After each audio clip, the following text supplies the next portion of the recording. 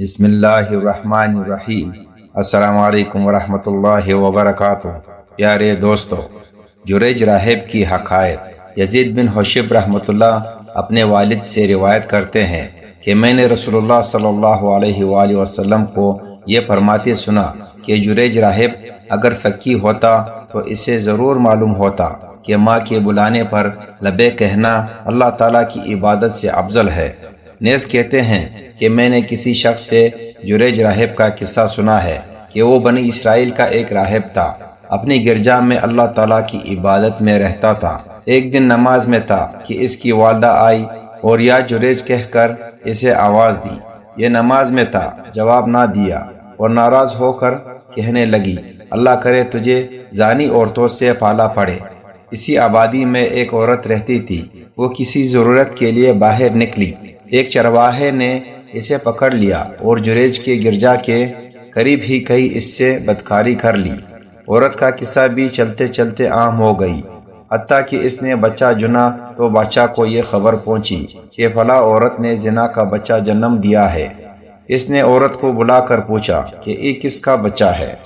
وہ کہنے لگی جریج راہب کا ہے، اس نے میرے ساتھ زنا کیا تھا۔ بادشاہ نے راہب کی طرف سپاہی بھیجے، وہ نماز میں تھا۔ سپاہیوں نے آواز دی مگر اس نے کچھ جواب نہ دیا۔ بالآخر سپاہیوں نے اس کا گرجا مسمار کر دیا اور اس کے گلے میں رسی ڈال کر بادشاہ کے پاس لے گئے۔ بادشاہ کہنے لگا، تو عابد بن کر لوگوں کی عزتیں لوٹتا ہے اور حرام کاری کا مشغلہ رکھتا ہے؟ راہب حیران ہو کر بولا، میں نے کیا کیا ہے؟ بادشاہ نے جواب دیا، تو نے فلاں عورت سے زنا کیا ہے۔ راہب نے کہا، بالکل غلط ہے، میں نے نہیں کیا۔ لوگوں نے اس کا سچ نہ مانا۔ اس نے قسم کھائی مگر لوگوں نے پھر بھی اس کا اعتبار نہ کیا۔ وہ کہنے لگا، مجھے اپنی والدہ کے پاس لے چلو۔ وہ اسے اس کی والدہ کے پاس لے آئے۔ راہب کہنے لگا، اماں، تو نے اللہ تعالیٰ سے میرے لیے بددعا کی تھی جو مقبول ہوئی۔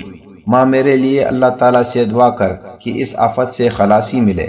ماں نے دعا مانگتے ہوئے کہا، اے اللہ، اگر واقعی جریج میری بددعا کی وجہ سے یہ گرفت ہوئی ہے تو اسے اب نجات عطا کر۔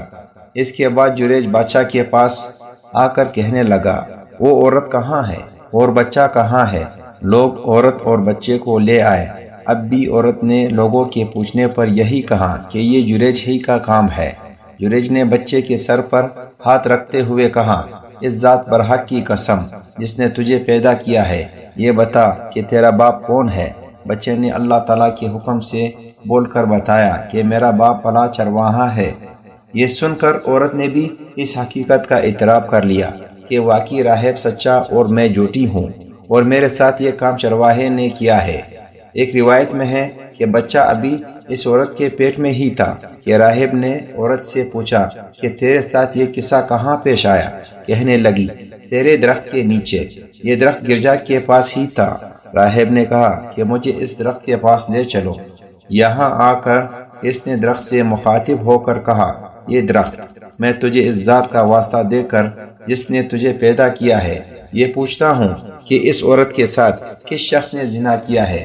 درخت کی ایک ایک شاخ نے جواب دیا کہ چرواہے نے۔ پھر اس نے عورت کے پیٹ پر انگلی رکھی اور کہا، بچے، بتا تیرا باپ کون ہے؟ بچے نے ماں کے پیٹ سے آواز دی کہ میرا باپ چرواہا ہے۔ یہ ماجرا دیکھ کر بادشاہ نے جریج راہب سے معذرت چاہی اور کہنے لگا، اجازت ہو تو میں تیرا گرجا سونے کا بنا دوں؟ راہب نے انکار کیا تو کہنے لگا، چاندی کا بنا دیتا ہوں۔ جریج نے کہا کہ بس مٹی ہی کا بنا دیا جائے جیسا کہ پہلے بنا ہوا تھا۔ چنانچہ مٹی کا بنا دیا گیا۔ اس قصہ سے یہ معلوم ہوا کہ ماں کے بلانے پر سب کام چھوڑ کر جانا چاہیے۔ اللہ تعالی ہمیں بھی ماں کی خدمت کرنے کی توفیق عطا فرمائے، آمین یا رب العالمین۔